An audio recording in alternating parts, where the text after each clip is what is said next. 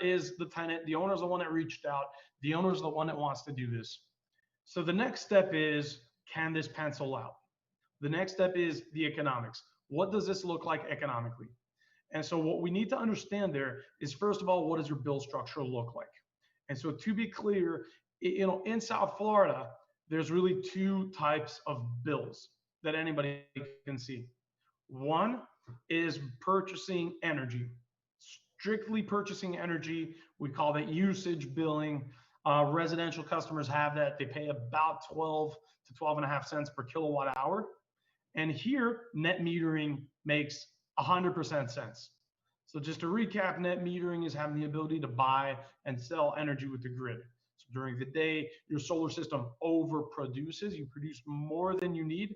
You pump all that extra power back onto the grid.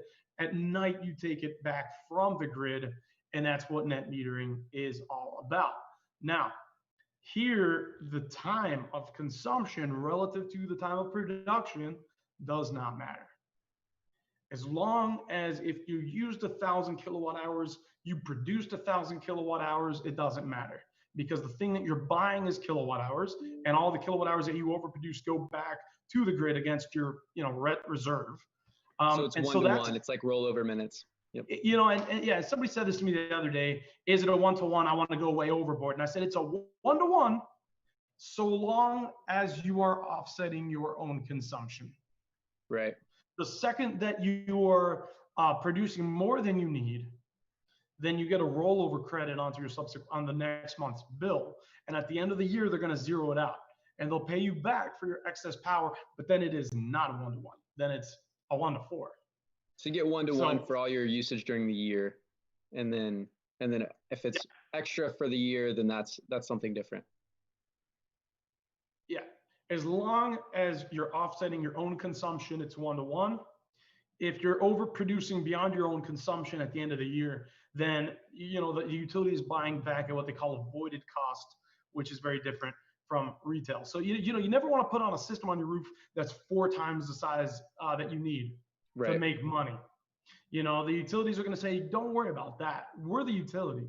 We'll let you put on a system to offset your own consumption, but don't worry about selling power to your neighbors. You don't need to do that.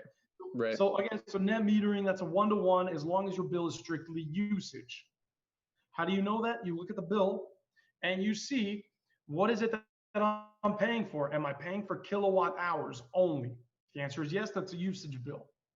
And this is definitely something that's very attractive for the commercial building owner if that's how their bill is. Okay, the alternative is a blended bill, and that's a bill that has both usage and peak demand. And I'm going to unpack that. Let me start with this. For a utility, producing and selling energy, selling kilowatt hours, is very different than for a manufacturer to produce and sell commercial goods. So for example, if I'm a shoe company like Nike and I produce sneakers, and let's say on a given season, I produce way more than I need. I take the shoes, I put them in storage in a warehouse, I can liquidate them, I can sell them at a discount.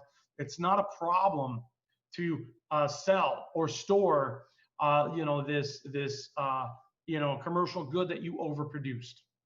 But the challenge for utilities isn't only to produce the amount of energy that society needs. It's to produce the right amount of energy that society needs when they need it, all the time, at a different amount all the time. So, just like the individual building or the individual homeowner's energy needs fluctuates constantly throughout the day, throughout the week, throughout the month, throughout the year. If you looked at society collectively, the energy fluctuates as well.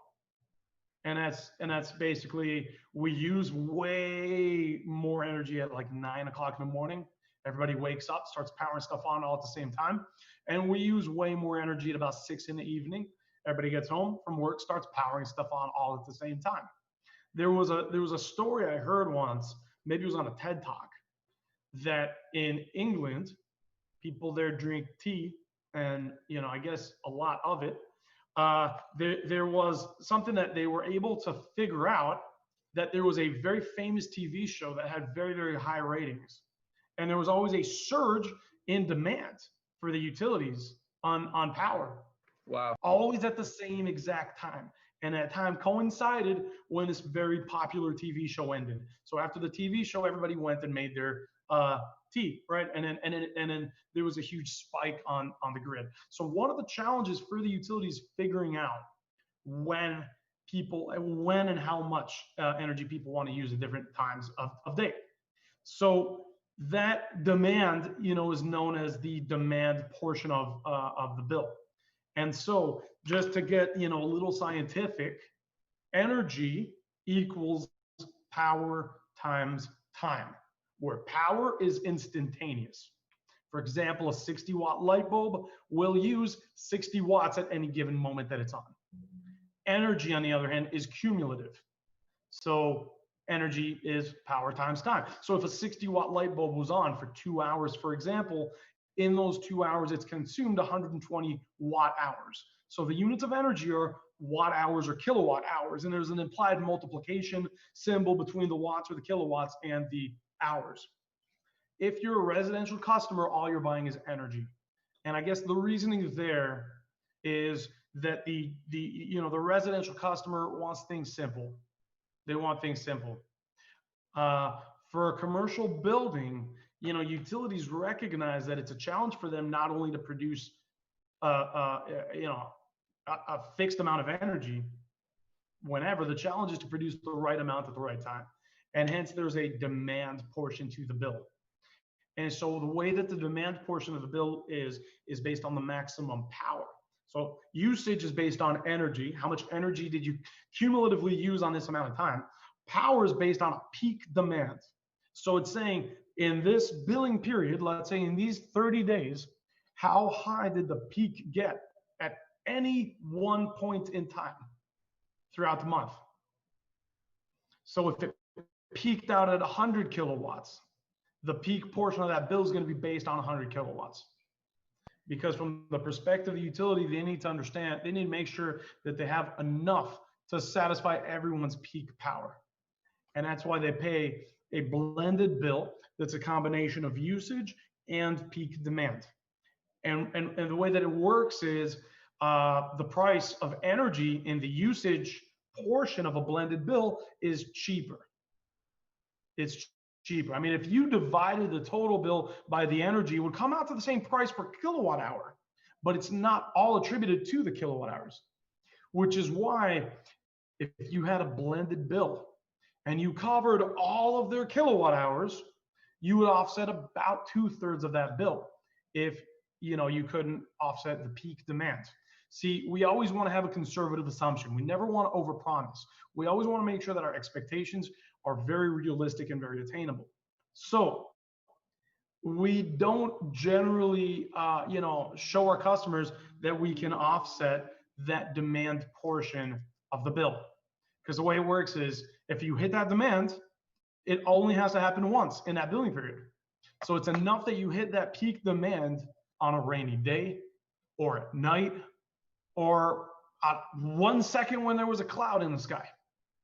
If it's just enough that you have one moment that you're not producing that solar power, that spike hits on that billing cycle, then you have that peak demand portion. And typically usage is about 2/3 of the bill. Demand is about 1/3 of the bill. So yeah, what I was going to say is, so, what we call the really ideal candidate for commercial solar is someone that A, owns the building, B, isn't such a big user that they still kept them on the usage only billing structure, in which case we can net zero.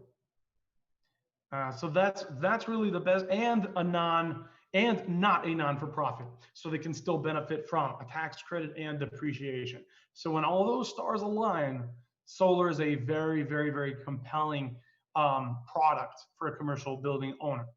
Now, the other commercial building owners that are on the demand portion of the bill, for them, if we can net zero, meaning we can produce enough solar energy to offset all of their consumption, I would generally assume that we can offset 2/3 of the bill. Again, because we're offsetting the usage portion of the bill, not the demand portion of the bill. So you have these two kinds of bills. You have usage, which is typically what residential is, and which is what some buildings in Florida are. And then you have blended, which means that you're going to have some of the businesses in Florida, at least, are going to be a mixture of getting charged for usage, and then they're also going to get charged for the second dimension, which is how much power did you draw at one time. Is that right? Where did it peak? Yeah. What's Yeah. the highest that it peaked at one time throughout the billing cycle? Gotcha. And so to illustrate that, like just for people, because I remember learning this, and this is one of the more technical things in solar to wrap your head around is the difference of this. I think could you like in somebody's home, if they were gonna like if you turned on everything in your house, like everything in your house full blast, you know, you'd create something like the peak that your house could consume. Is that fair to say? That's exactly fair to say. That's exactly fair to say. So for commercial buildings, sometimes maybe it's a building that has a bunch of refrigerators. Maybe it's a warehouse that stores refrigerated or frozen food for distribution. That's going to use a lot of energy, and it's going to use a lot of power. And the important thing for solar, it sounds like, is the amount of usage relative to the peak of demand. So one of the examples, you and I went to a religious place that was interested in solar, and because they had a service on Sunday, they had a ton of usage on Sundays, but then the rest of the week they didn't really have that much usage.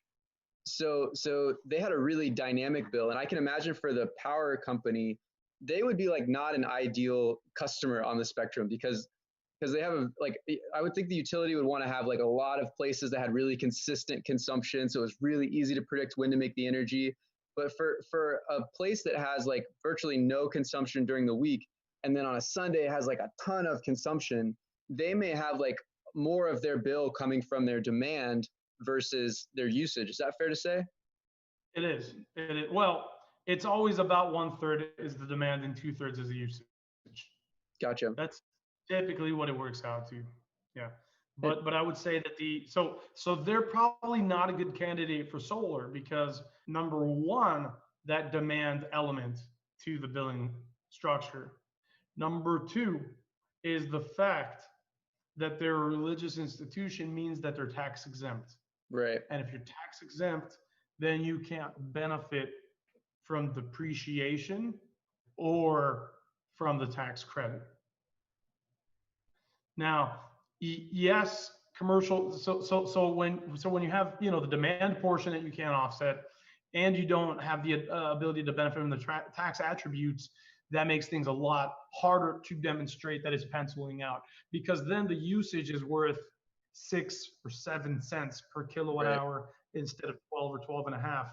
And so, for the same amount of energy that your solar system producing, you're only saving about half of what it would save on a residential bill or on a commercial bill that didn't have the demand portion of the bill. Let's talk about. I want to get to our next question here.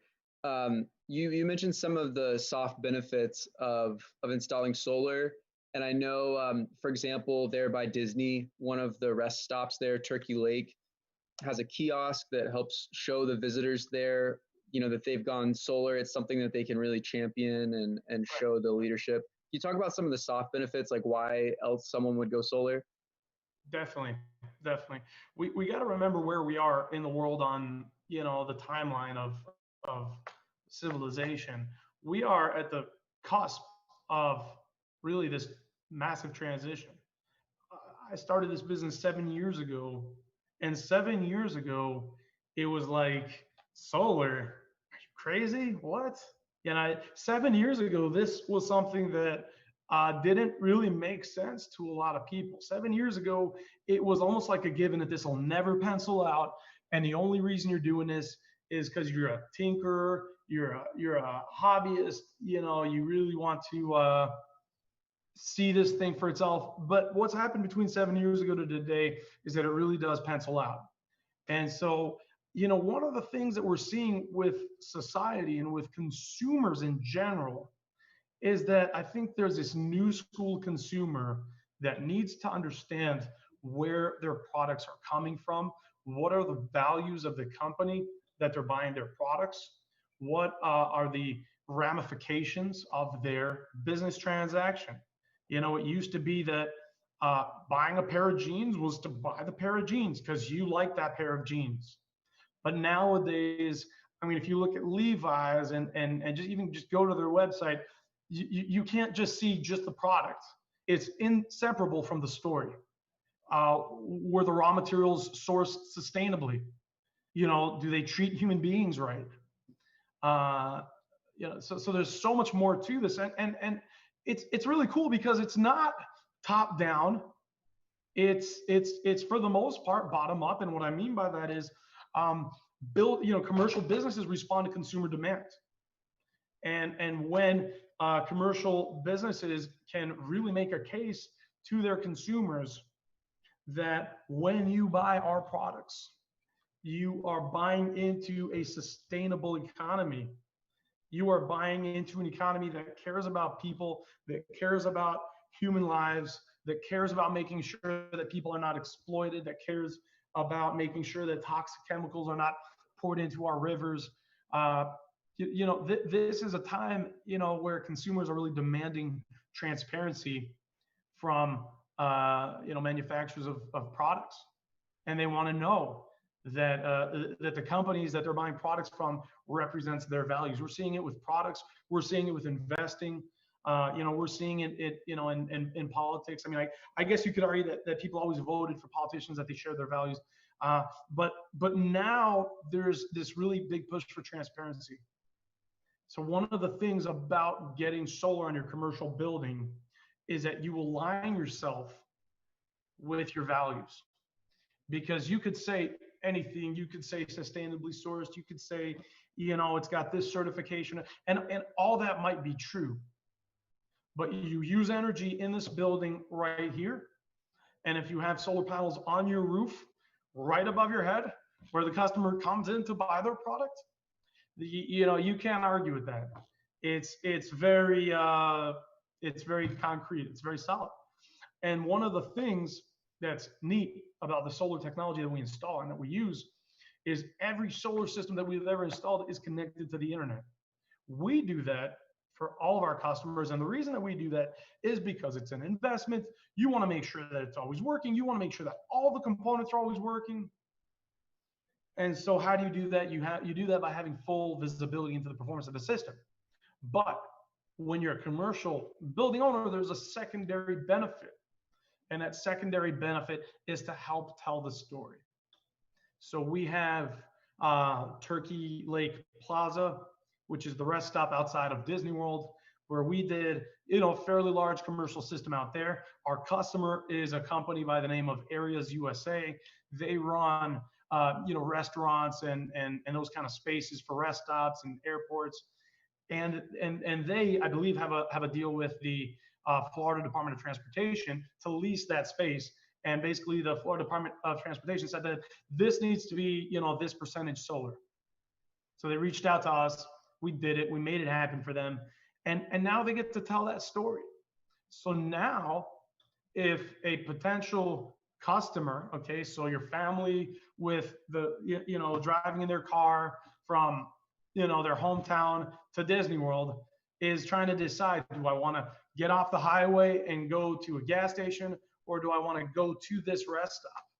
When they go to that rest stop, number one, they can see the solar panels as they pull in, because it's on a large standing seam metal roof. It's a very beautiful system. But number two, when they go there, right outside of the bathrooms, there's a plaque that kind of tells a story that has some fun environmental facts. It says this is the equivalent number of trees planted a year, the equivalent number of pounds of CO2 that are offset by the solar on this building. And then there's also a TV display that shows in real time, this is how much energy this building is producing, and all the other benefits that come with it. So this is an educational opportunity for someone that's never seen solar. And it's an opportunity for the commercial building operators to align themselves and their values with the values of their consumers. And so the consumers can feel very good about doing business with companies that have solar on it, because they can feel like they're getting behind a business that shares their values. That's an example on a commercial building. We've also done a lot of systems on schools. When you do a system on a school, it's an educational opportunity. So the schools that we've done are private schools. So parents are paying a lot of money to send their kids to private schools. And they want to know, are my kids going to be prepared for the future? So what's the message that the school is sending the parents? We're going to get them prepared for the future. They're going to be exposed to technology, cutting edge technology, and they're going to be educated about it. They're going to get to see these materials. They're going to get to see the equipment. They're going to get to see presentations. We had a whole bunch of presentations set up for a whole handful of schools this past April for Earth Day. Unfortunately, the pandemic, made us have to call it all off. But when we do solar with schools, we sit down with them and we want to develop a curriculum. We want to say, so maybe we come in every once in a while and we give a lecture and we explain the equipment. So it's a great educational opportunity. We also installed a system in a Miami Children's Museum, and now they have an interactive exhibit about green buildings and green homes, and so they're able to show the patrons of the museum how the equipment works. So again, there's an opportunity to be aligned with your values, so that consumers want to buy your goods or services, and there's an opportunity to educate. In the case of a school, we're doing proposals for systems in municipalities. So what does that mean for a municipality? For example, Surfside, we're bidding a system for them. What does that mean for them? That means that they can tell their residents, we care. We care about climate change. We care about these things. We're doing our part. A lot of times you have a municipality that wants to tell the residents of the municipality, please go solar, please act sustainably. Well, they're saying we practice what we preach. We're putting it on our buildings. You can feel good about putting it on yours. Yeah, absolutely. My parents went solar at their businesses, and they were on a residential rate, and they got like 120 solar panels. And one of their hopes is that they can, teach their community, the people that are shoppers there, about this thing that they feel like is important to them and is a great opportunity. And they're also hoping that they're able to, and so far in the year that they've had their solar installed, they have been able to refer some people. And by referring their customers, they've been able to earn some referral bonus money from, and so that ties into the ambassador program that we have as well. Is that part of it for businesses as well, as they can kind of champion this idea and connect people with a solar company and have some reward for that? Definitely. And that's a good point. Commercial buildings have a wide reach because of their nature, whereas a residential project, they have their friends and family that came to see the system, but a commercial building has constant patrons. So a commercial building really has a very nice opportunity to get out there and, present to the world, this is what we do. You should do it too. One of the things that I always like to tell people when they go solar is, assuming that, yes, the economics were part of the decision, but assuming that besides the economics, one of the drivers was sustainability. When you go solar for sustainability, you don't just do it for your conscience so that you feel good about your part in what you did. You do it to move the needle. You do it to, bottom line, deduct from the amount of carbon dioxide we put in the planet. The benefit, the direct benefit to you as the person that put in that solar system, is exactly the same as the benefit to the person who didn't put in the solar system, who's your neighbor. For example, I'm talking about the economic benefit. Obviously, you're the one saving the money on your power, but I'm talking about the environmental benefit, because that's one of the things about climate change. This is a collective problem with a collective solution.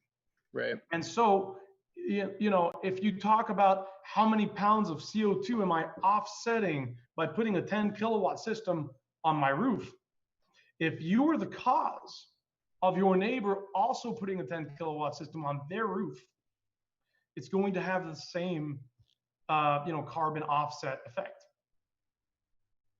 So Yeah, that's a just great because point. you did it and you have, a clean conscience that you personally are not putting, assuming that you also did it for the actual impact, the actual effect on the world, keep pushing. Get more people to do solar. Get more people to drive electric vehicles. Get more people to transition to renewable energy in any other way. Because it's not enough for one person to do it. We have to keep going. It's a cool thought that like solar is like a relatively new thing in the scheme of energy sources, let's say, or Sure. whatever. And every person that goes solar is kind of like another good portfolio piece for the world to see that this really works and that it really saves people money. So that's an exciting thing to imagine being part of as a business. And I can't think of a better way to position yourself as a leader in an important cause that your customers will realize that your business is the good guys. Um, That's such a good point. I mean, the way I see it, whatever the industry is, nobody ever wants to send the message, we're behind the ball. Nobody ever wants to yeah, send the message, we're asleep at the wheel. yeah, Nobody ever wants to send the message that, I mean, even when you're a kid in high school, you want to be the trendsetters, right? You want to be the cool kids. You want to be the ones that are, in the latest kind of, most fashionable, the hippest, doing the newest thing. Um, so this is the hip new thing. You want to be on the forefront. This is the way to do that and send that message to the world. So let's say that I'm sold on it and I love the idea and I'm starting to find out if it's feasible. I can work with someone at Golden Solar to determine what the economics are going to look like and all that kind of stuff. I'm busy as a business owner, let's say.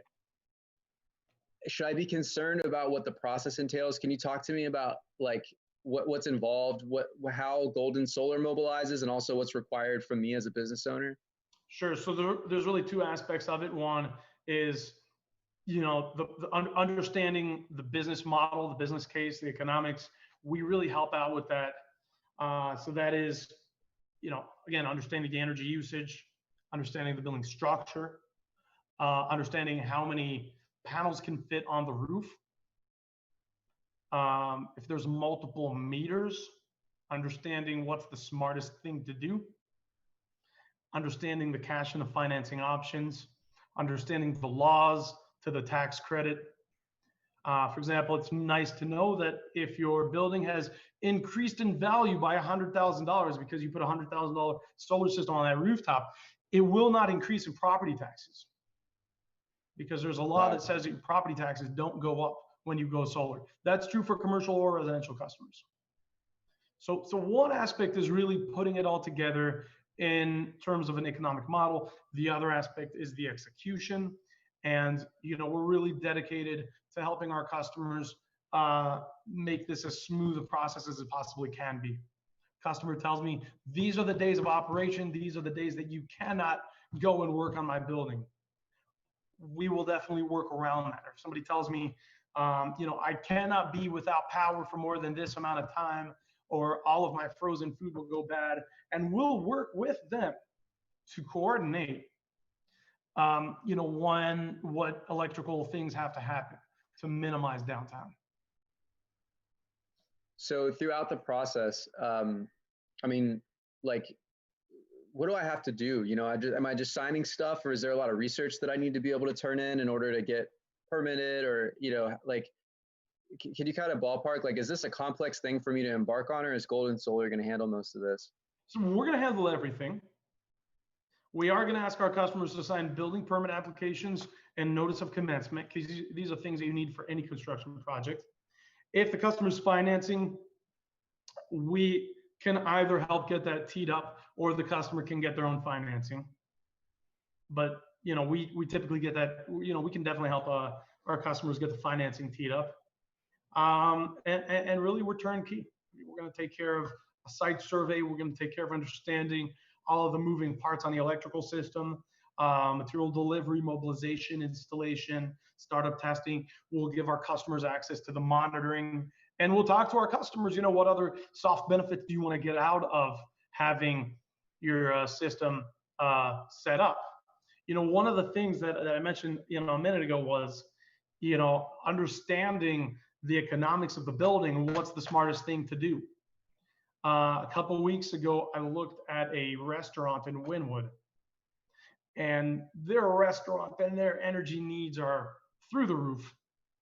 Because if you think about it, a restaurant has big glass door. It doesn't have a lot of insulation, constantly opening and closing and opening and closing, so that air conditioner is always working to keep it cold. Not only that, you have cooks constantly cooking, right? So they're constantly heating up the space that the air conditioner is then working hard to cool. So restaurants are energy hogs. Well, we were looking at it, and they had 3 different power meters. One of those power meters was just for like the office. It was like for a small area. And one of the power meters did not have the usage, or I'm sorry, was only usage, did not have the demand portion of the bill, whereas the other 2 did. So we said, we're going to direct the solar to that meter, because that's the meter that has the most expensive energy. Because a solar panel can produce X number of kilowatt hours per day, per year, per month, changes with, the tilt and the azimuth, whatever. But on that roof, if we loaded up that roof with solar, that system can produce a certain amount of kilowatt hours. But depending on which meter that system is sent to, the savings that the customer will experience will change. If the types are different, if they're either usage or blended. Sure. Yeah. Right. So you might as well send the energy to where the energy costs the most money, because that's what you're offsetting. Gotcha. So these are the type of things that we're going to help our customers understand. Yeah, absolutely. What about, so in a situation where I have I think a great example is like a high-rise hotel or something like that, where you have lots of volume relative to the surface area of the business. Let's say that I have limited roof space for whatever reason. Like, should I still go solar? Like, what would you say to somebody who's concerned about that aspect of it? Yeah, it's a great point. There's definitely a point of diminishing returns. I mean, if you're talking about a 20-story building, I don't even think it's worth entertaining, because at that point, the higher you go, the larger the volume, hence the larger the energy consumption relative to the same footprint, like you mentioned. And so not only is the ratio of your solar resource relative to your consumption going down, and when we say the solar resource, that's a technical industry term, meaning your surface area that receives sunlight. Not only does it go down, but as the building gets higher, you tend to also need to put more things on the roof. For example, a home has a split system type of air conditioner, where they have a handler, somewhere in the house, and then they have a heat pump outside. It's called the split system. A high rise might have like a cooling tower, which is one giant tower that cools and that provides cooling for the entire building. But that takes up a lot of that roof area, which was small relative to the consumption in the first place. So right. That's definitely part of the feasibility analysis. Yeah, we looked at one high rise that was in Brickell, that the rooftop would never have been enough, but they had this massive garage, and the garage had this like concrete structure that could have been a good place. So there's a lot of other things to consider when you're talking about a commercial building. Typically when you're talking about a residence, it's just kind of like your go-to rooftop. Commercial rooftop might be practical, but you might also consider doing carports, because let's say you have a giant parking lot, and let's say your rooftop isn't so viable, but you have this giant parking lot that receives lots and lots of sunlight.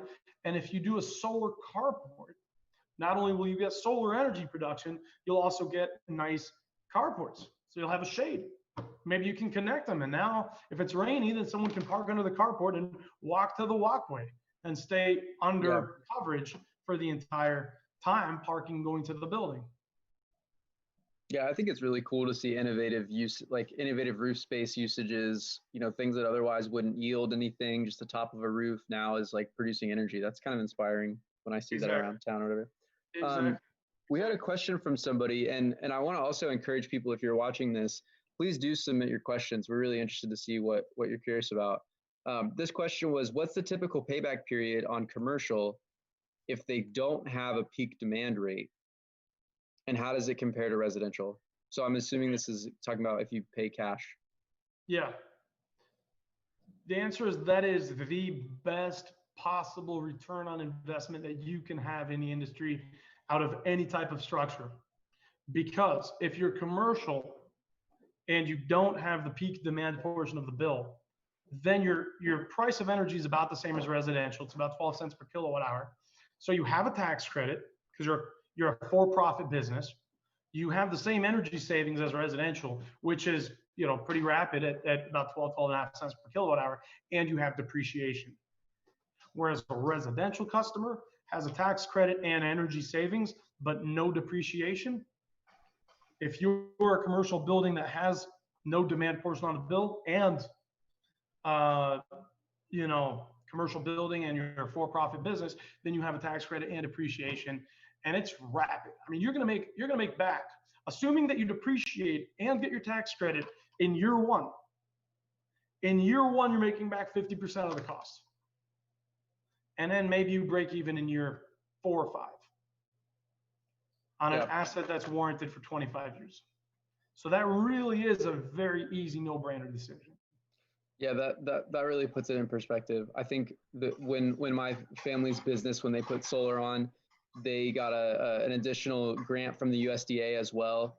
They were on a residential bill. They got the tax credit. It was just a slam dunk for them. It was really did they depreciate? Any idea?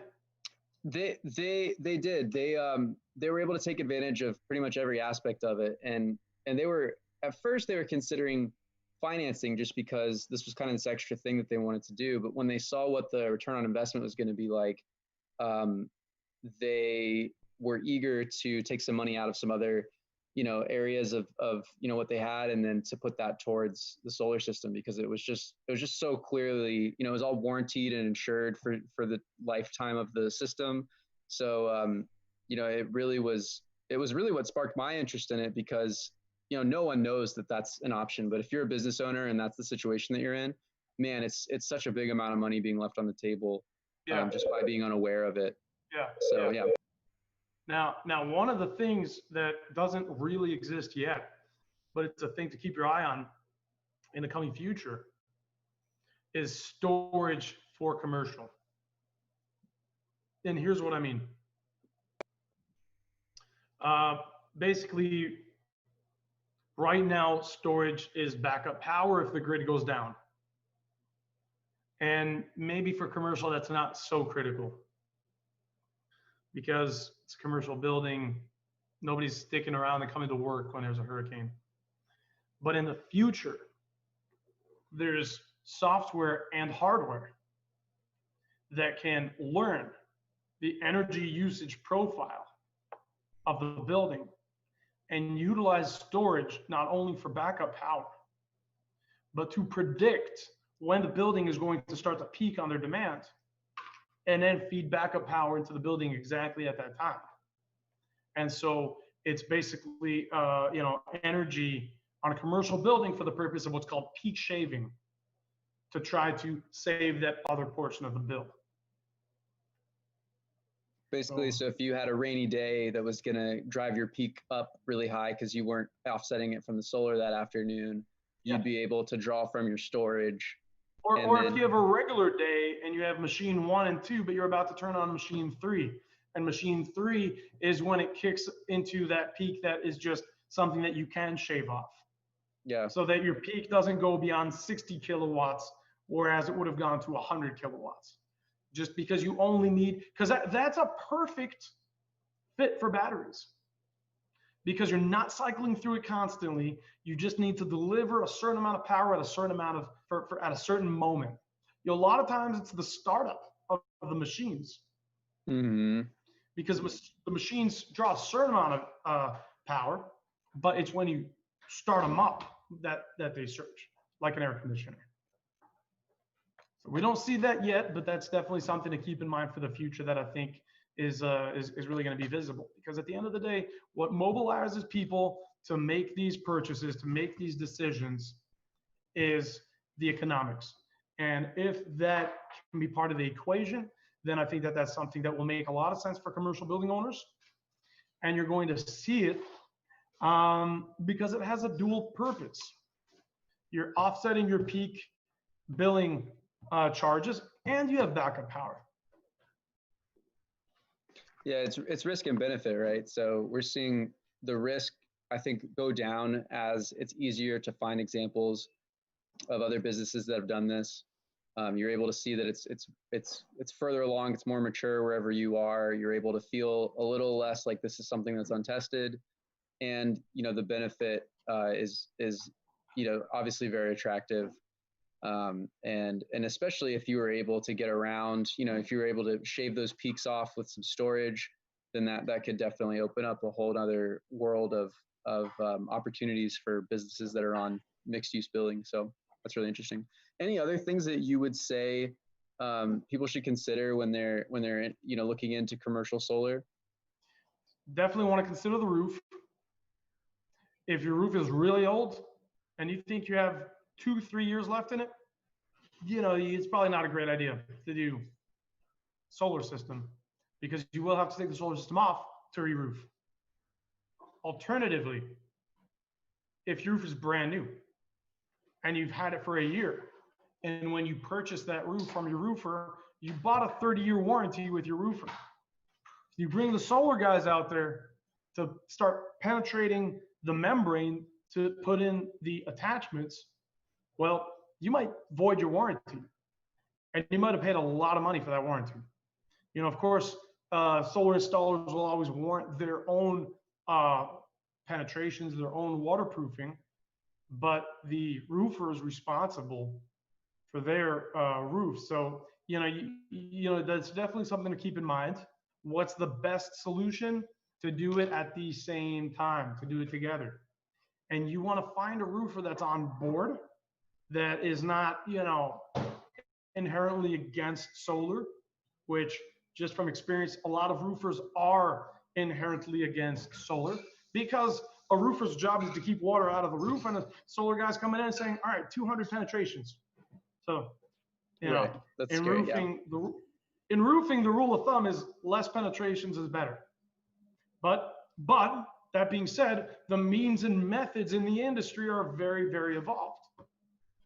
So, it really can be okay with the right means and methods and materials.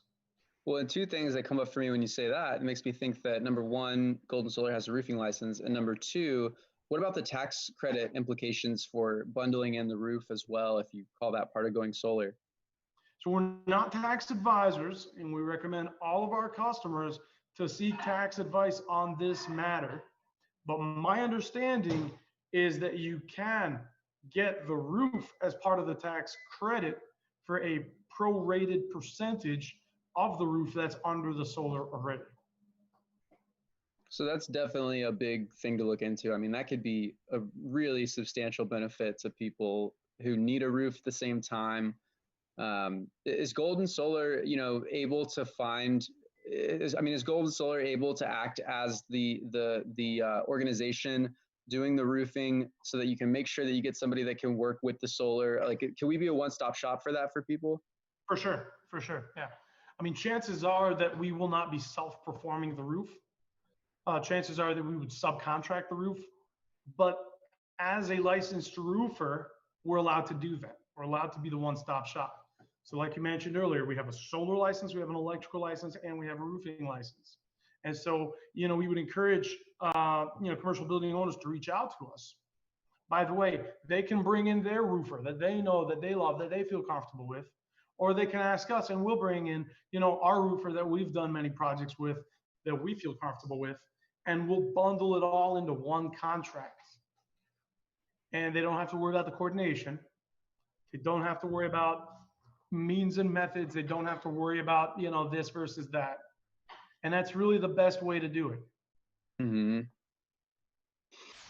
Great. Anything else that you would add for someone considering doing solar for their commercial project, besides the roof aspect of it? Just like I said, I would just say, ask yourself, what is my business? What do I do? Who are my customers? Can I advertise that I'm a solar powered business? And will that resonate with my customers? Will they like that? You know, Google, customer, acknowledgement, or the general public's sentiment on solar. You'll find that it's very positive. Right. People are down with the idea of producing their own electricity from a clean and renewable resource. And just check in and say, what would it take me to do this, and can I benefit from advertising myself as a solar news business? And if it doesn't cost me any more than it's already costing me for energy, what's holding me back? You might as well do it. Yeah, that really brings it into focus. Well, I think that's about all that we have to cover here. I'm really thankful for your time, Daren. I know that this can be a complicated subject, and I think the best thing, if people are interested in transitioning their business to clean energy, is just to reach out and get in touch with Daren, or get in touch with someone here at Golden Solar. We would love to work with you through the process, and just be really transparent and be able to show you all the information you need to feel comfortable. We're glad to be able to do these Fridays with Daren, just to be able to broadcast out, what the message is, but we're absolutely available if you'd like to talk with us in person. Daren, anything else you'd like to add? No, that's it. Reach out to us. Let us know. We would love to dive in. We're not just a construction company. We really do understand the dynamics of our industry, the economics of the model, and we'd be happy to sit down and talk about your options, and if this is right for you. We're here for you to make solar make sense for you. Awesome. Well, thank you so much. And everybody who's watching, we'll see you next time with Fridays with Daren.